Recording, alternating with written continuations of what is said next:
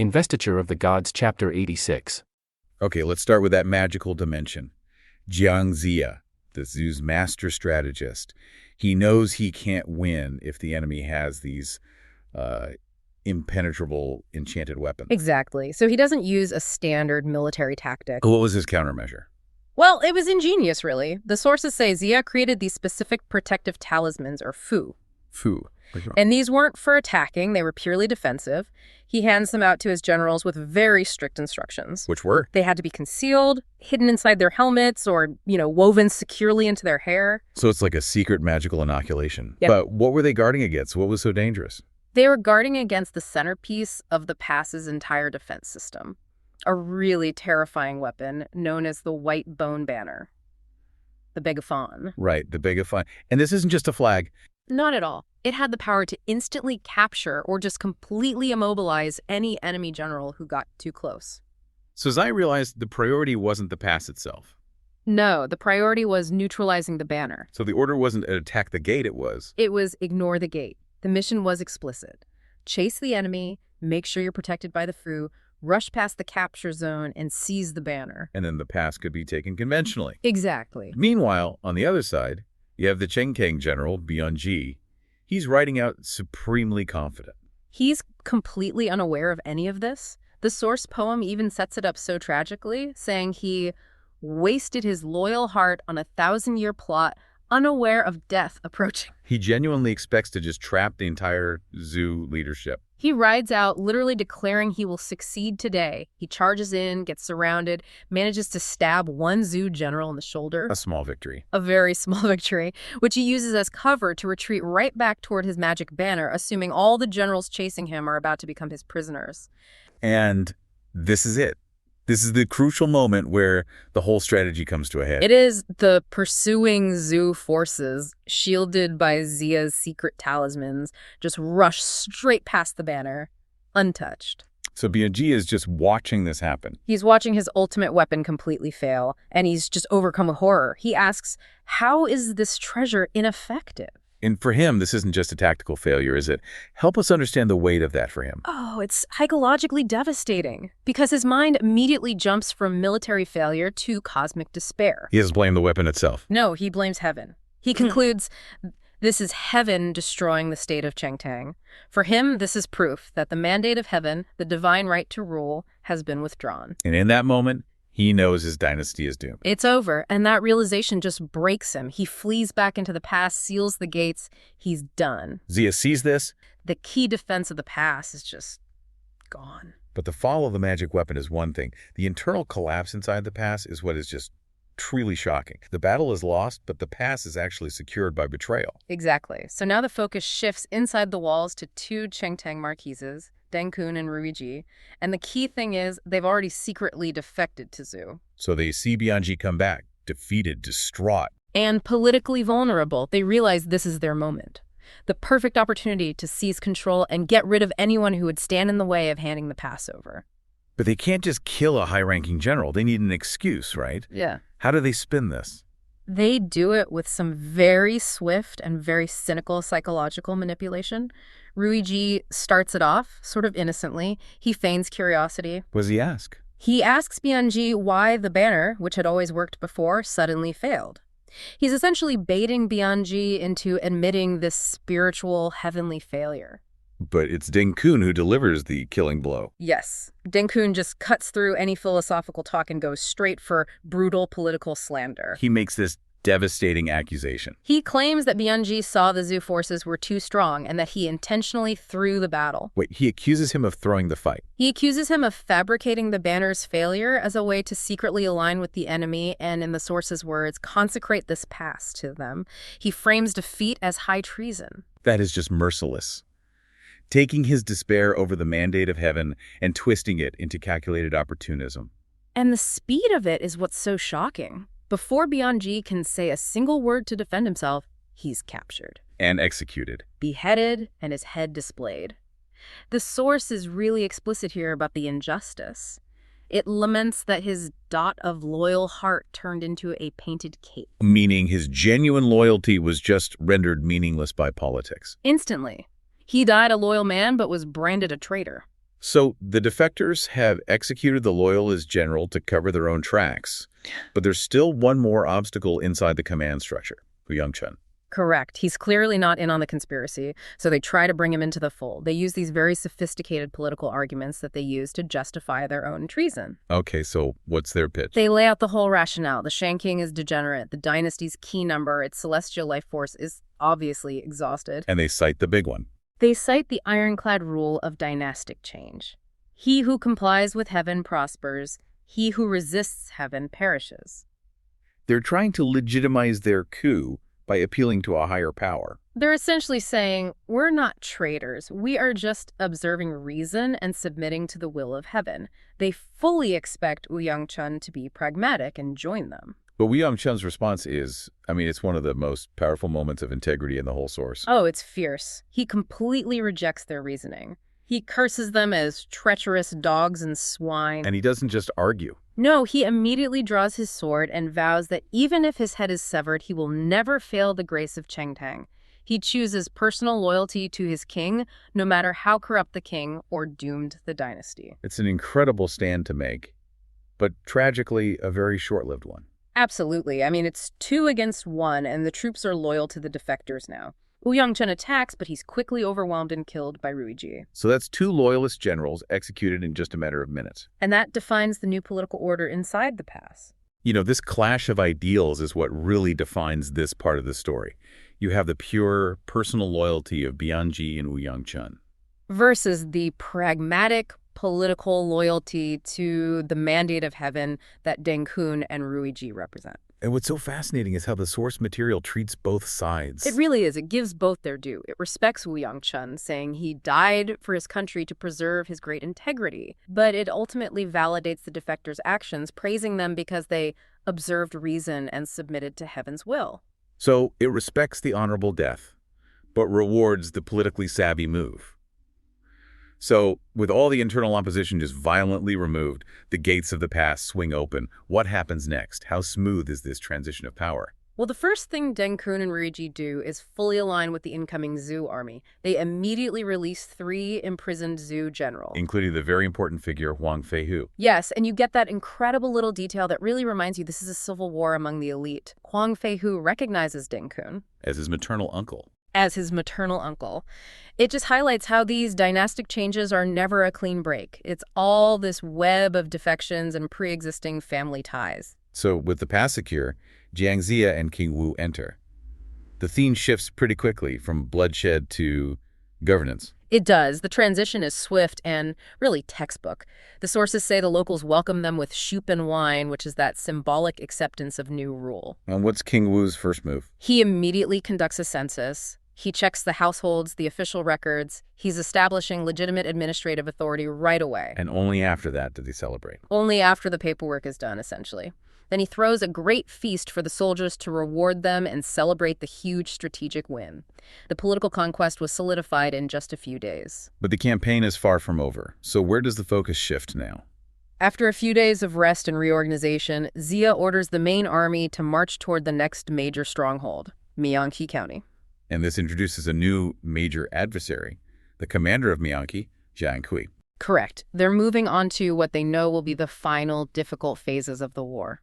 But just as they're getting ready to pivot, a new problem arises, a new strategic demand that forces Ziya to split his focus. Yes, a messenger arrives from the Eastern Marquis, Zhang Wenhuan. He's leading a sort of secondary front, and he's urgently requesting reinforcements. This is a critical decision point for Zhu, isn't it? Commit everything to Mianchi or divert forces to help their allies. It is, and Huang Feihu, the general who was just freed, makes a really powerful case for sending aid immediately. What's his argument? He argues that all the other lords are watching Zhu. If Zhu fails to support its allies, it signals weakness, unreliability. They can't afford to, as he says, sit idly by without rescue. Their legitimacy as the new center of power depends on it. So they have to project power and maintain their alliance network. The decision is made to split the forces. Yes. Jinza and Muzha volunteer for the mission. Ziya agrees and gives them a detachment specifically to go and capture Yuhun Pass. So the campaign is actually expanding right at the moment of a major victory. Exactly. The main army moves toward Mianchi, but now a dedicated force is peeling off to go stabilize that eastern front. It shows that Zhu now has the capacity to manage multiple theaters of war at the same time. Jiang Ziya, the military chief for the rising Zhou dynasty, he approaches Mianchi County brimming with confidence. Oh, absolutely. He's seeking the Tu Yugong, the first merit of this new phase of the campaign. He feels unbeatable. And at first it seems like he's right. Yeah, initially his feeling is completely justified. It really seems like a clean sweep is about to happen. Right. Nan Gongxi steps up first. He challenges Zhang Ku's forward general Wang Zuo. And this Wang Zuo, he's full of bluster, arrogant, calling the Zhou forces treacherous villains. But that bravado, it doesn't last long. Not at all. The source gives us a specific timeline, and it's a quick one. Wang Zhu only lasts about 2 or 3 dozen rounds. That's it. That's it. Nan Gongxi defeats him decisively, cutting him in 2 segments. It's quick, it's brutal, and it's designed to send a clear message. Zhou is superior. And the message continues immediately. Yellow Feihu, the famous martial king, enters the fray next. Right. He fights Zhang Ku's second general, Zheng Chun. This duel lasts a little longer, maybe 20 rounds, but the result is the same. Yellow Feihu kills him with a spear. So Ziya is ecstatic, consecutive victories. Morale is, through the roof. It looks like Mianchi County will fall without a real fight. But this is where Zhang Ku, inside the city, starts showing his depth. What's the mood like in Mianchi after losing 2 generals back-to-back? Well, he's seriously troubled. He is. He realizes the situation is critical. The city is now officially Angucheng. An isolated city, hard to defend. Exactly. The Zhou forces are too strong, and his initial defensive line has just crumbled. This is when he retreats to discuss the immediate danger with his wife, Gao Lanying. It's often the spouse who offers the clearest strategic insight in these epics. What does she advise him? She tells him not to despair. She reminds him that he has assets that go beyond just standard martial skill. She emphasizes 2 things: his unique Dao Shu, or his special techniques. Okay. And, more importantly, his powerful Zhu Qi, his unique mount. She really believes these can guarantee success even if the city itself is weak. But Zhang Kui, he remains fatalistic, right? Right. Even after his wife's encouragement, it's not just the battle he's worried about. No, he's looking at the macro-political failure of the entire regime he serves. Absolutely. He displays this profound, almost prophetic insight, acknowledging that the king he serves, King Zhu of Shang, is wanton as before. So the rot is at the center. The rot is at the center. The dynasty is terminal. No matter how many battles he wins, the Shang dynasty is finished. And Ziya, his enemy, he basically confirms that worldview later. He uses one of those classic, devastating literary analogies to confront Zhang Ku. He does. Ziya tells him that defending this small county is exactly what is meant by the proverb. A great mansion is about to collapse. How can one beam sustain it? You are just one excellent piece of wood, Zhang Ku, but the entire foundation of the state is failing. You are fighting against destiny itself. So Ziya has destiny, morale, and 2 quick victories on his side. But here, this is the major turning point where this battle becomes legendary. Yes. Zhang Ku transforms instantly from a doomed defender into a mortal, terrifying threat. This is the moment the Zhao forces realize destiny's irrelevant if you can't survive the battlefield. All that momentum just evaporates completely against raw, unexpected tactical power. Ziya, probably a bit overconfident after those 2 swift duels, ups the ante. He sends out 2 princes, Ji Shuming and Ji Shusheng. Gold branches and jade leaves. These are royal heirs, high-value targets. Right. They confront Zhang Ku, but they quickly discover he is simply too skilled to defeat head-on. So they try to use classic high-level cavalry tactics to win. They execute the feigned retreat, the Zabai Eizun. The idea is to pretend to flee, lure the pursuer into the open, and then hit them with that deadly turnaround strike. The famous Hui Kamang, the backward-turning spear. It's a classic move. It requires perfect timing, perfect distance. It's an ambush disguised as a rout. In most epics, the villain falls for it. And it should have worked. The princes believed they had the critical distance, maybe 3 or 4 bow shots, to set up the killing blow. But here, the entire calculation is ruined by Zhang Ku's singular advantage, the factor we set out to find. His mount. His mount, the single-horned black smoke beast Dujino Wuyan Shou.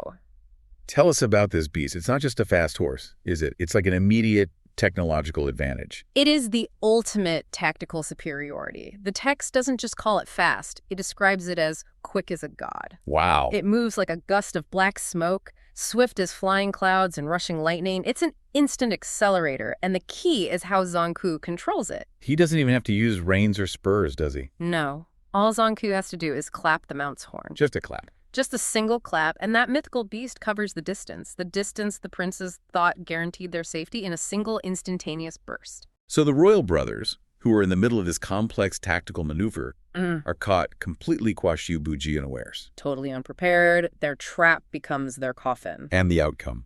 It's swift and terrifying. Ji Shiming is cut down first by Zongku's knife. And when his brother, Ji Shusheng, turns back in this futile, desperate attempt to save him, he, too, is instantly cut in 2 segments. That is utterly devastating. The loss of 2 royal heirs, the gold branches and jade leaves, just like that. And it's due solely to the incredible supernatural speed of 1 mount. Ziya just lost his tactical momentum and the king's own sons. The entire field must have gone silent. He has no choice. He sounds the gong for a desperate retreat. Zhangku, the defender of the small county, has just claimed the highest-ranking casualties of the entire campaign so far. The technical implications are staggering. Ziya now knows the threat isn't just Zongku's martial skill, which is high, but the sheer fact that traditional cavalry warfare and flanking maneuvers are useless against a mount that operates at, like, teleportation speed. He can't advance, but he can't afford to retreat permanently either. He's stuck. And this is when the source material introduces destiny in the form of necessary reinforcements. The cavalry arrives just in time. Ho shows up. The North Earl Marquis, Chang He-hu, shows up with his own subordinates, Wen Pin, Kui Ying, and Jiang Xiong. And this arrival immediately sets up a crucial, fated alliance. It's driven by personal history, too, which I find fascinating. Yellow Fei-hu is there, reeling from the loss of the princes, and he expresses deep gratitude to Chang He-hu right away. Why? Because Chang He-hu helped Yellow Fei-hu in the past, specifically in avenging the death of his son, Gao Jining, in a previous battle.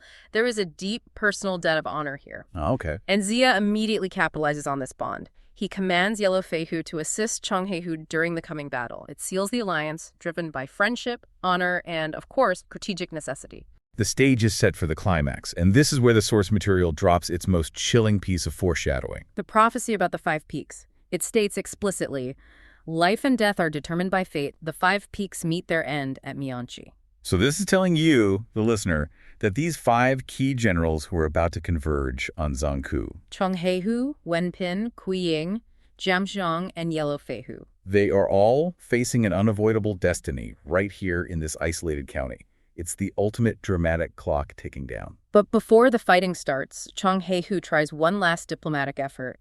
He urges Zongku to surrender. And Zongku responds with pure vitriol. He absolutely unleashes. Zongku furiously retaliates, calling Chang He-hu a treacherous villain and, most damningly, a Shishin Tuwei. A regicide who murdered his brother to seize power. Yes. Wow. He's essentially saying, I may be fighting for a failing king, but you are a traitor and a usurper. My moral standing, despite the doomed cause, is higher than yours. So that completely shuts down any possible negotiation. Oh, yeah. Zongku shows that while he may be fatalistic about the Shang dynasty's collapse, he will not surrender his personal honor or loyalty to a man he sees as a moral stain on the Zhu cause. The only option left is lethal combat, The only option. which sets the stage for the climax, 5 against 1.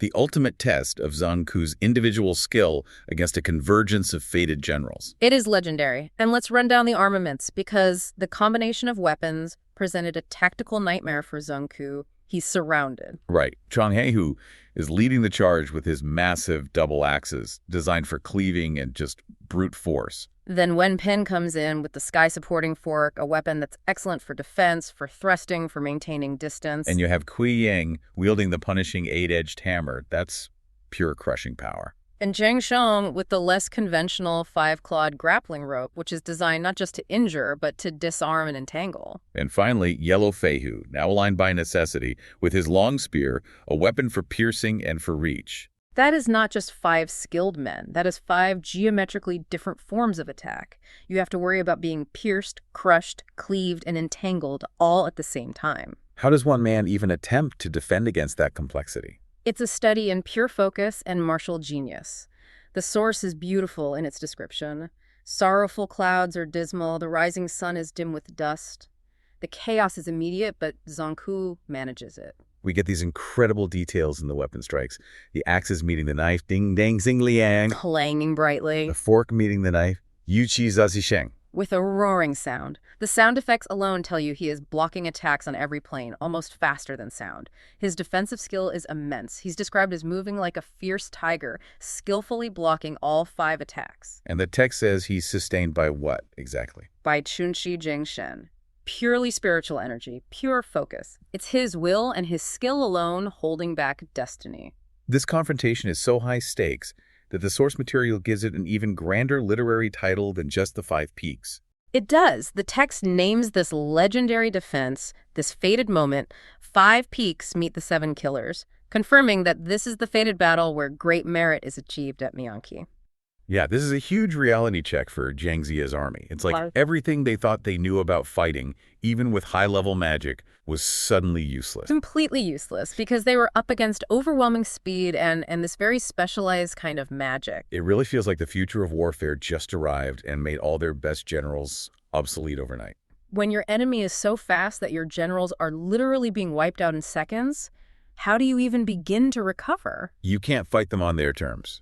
5 of their best officers, guys like Cheng Heihu and Wen Pin, they ride out to try and capture Zongku. The sources make that very clear. It was just a casualty report unfolding in real time. They tried all the standard moves, right? Surrounding him, faking a retreat. None of it mattered, not even a little bit. Yeah. And the reason comes down to one thing.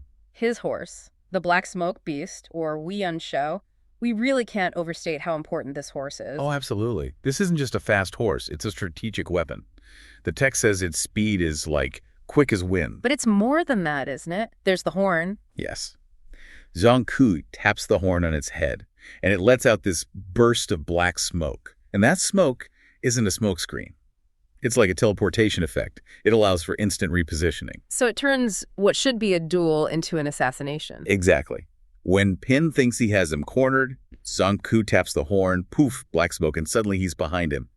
When Pin is cut down instantly. And Cheng Heihu, who's one of their more magically gifted fighters, he doesn't even have time to use his own magic before he's just chopped in 2. In moments, 2 of their best leaders are gone, just because they literally couldn't process the speed of the attack. And just when you think it can't get any worse, his wife, Gao Lanying, joins the fight. Doubling the problem. She brings her own specialized magic to the field with her Sun Moon blades. Her approach is just terrifyingly efficient. She doesn't even try to kill the last 3 generals. No, why bother? She pulls out this red gourd and releases 49, what are they called? Solar gold needles. Taiyang Jinzhen. And these aren't lethal, which is the key part. They're incapacitating. They go straight for the eyes. Instantly blinding the remaining 3 generals. She completely neutralizes them, turns them into helpless targets, and then Zongku just finishes the job. It's just a massacre. The coordination of speed and magic is something they have absolutely no answer for. A total tactical collapse. Now, the sources do confirm that these 5 were destined to be honored as the 5 directional emperors, so their loyalty wasn't in vain. But loyalty in the moment couldn't save them. And that failure is what brings Yang Jin into the picture. Zhang Ziya is reeling. He's lost so many, including the loyal Huang Feihu. Yang Jian just shows up on a logistics run, right? Delivering supplies. Yeah, but he gets there just in time to see the desperation. Huang Feihu's brother, Huang Feibiao, rashly charges out for revenge. And is killed just as quickly. And Yang Jin sees this pattern. He sees it's not about bravery.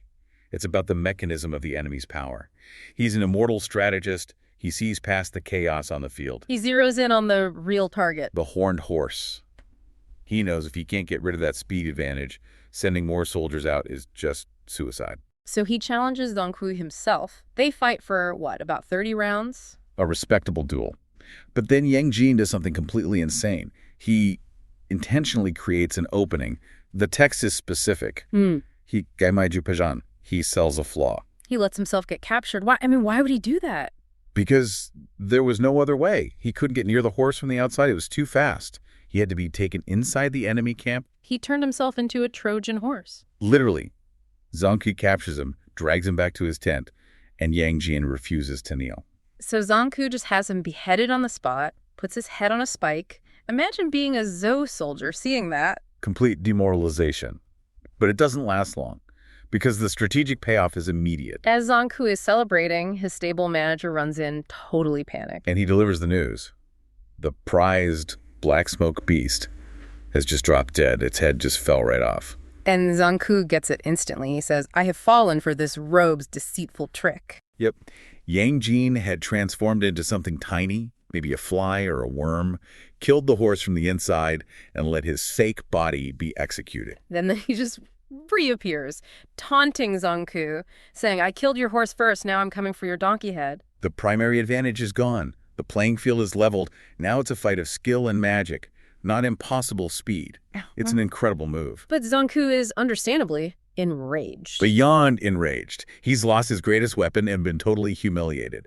So he challenges Yang Jin again. They fight for another 20 rounds or so, and then this is the part that is just so audacious. Yang Jin does the exact same trick again. He fakes another weakness and lets himself get captured a second time. Zanku must have been thinking, what is going on? He knows a simple beheading won't work this time. So he goes to his wife, Gao Lanning, who's the counter magic expert. And she comes up with a solution, a really gruesome one. Oh, it's horrifying. But it shows you how desperate they are. They have to move beyond physical attacks and into, like, magical defilement to try and contain him. She realizes they have to root him to his physical form, stop him from being able to transform or escape. And she lays out this 3-step ritual. First, they have to pierce his pipagu, the pipe of bone. What does that do exactly? It's a key point in the body for a martial artist. Piercing it basically locks down your physical power. You can't shift your body. You can't generate force.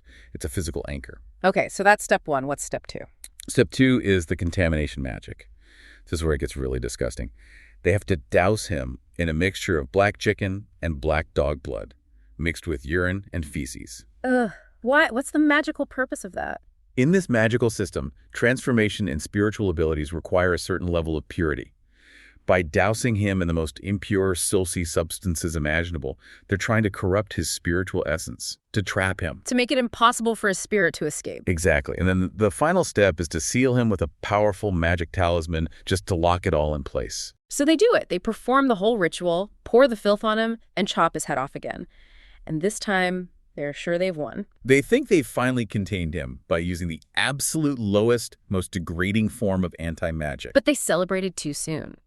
And this is where the whole thing shifts from a battle of magic to just devastating psychological warfare. The real depth of Yang Jian's plan is about to be revealed. Zanku and his wife are heading back inside, probably feeling pretty good about themselves, and then a maid comes running out, just weeping, hysterical. And the news she brings just completely shatters Zanku's world. It's an unbelievable twist. The maid says that the very same filthy blood and feces they used on Yang Jin has somehow appeared in his mother's chambers. And poured all over her. The old madam. And the magical effect, redirected by Yang Jin, was instant. Her head fell off. Oh, wow. The exact ritual designed to protect Zanku was turned around and used to kill the one person he loved most in the world. That is just total strategic and emotional devastation. He realizes he's been tricked again, but the cost this time is just immeasurable. He lost his mother because of his own actions. Guided by Yang Jian's hand. That's the key. And Yang Jian returns to camp perfectly calm and explains the whole cold-blooded strategy to Jiang Zi. He says, first killed the horse, then killed the mother. And then he explains the reason. First confuse his heart, then capturing Zanku will not be difficult. It's not about revenge, it's pure strategy. It's about destroying his opponent's ability to think. By targeting his mother, Yang Jian didn't just cause grief. He knew it would fill Zanku with a blind, uncontrollable rage. And a commander running on pure rage is sloppy. He's predictable. His strategic mind is gone. Yang Jian basically identified Zanku's 2 centers of gravity.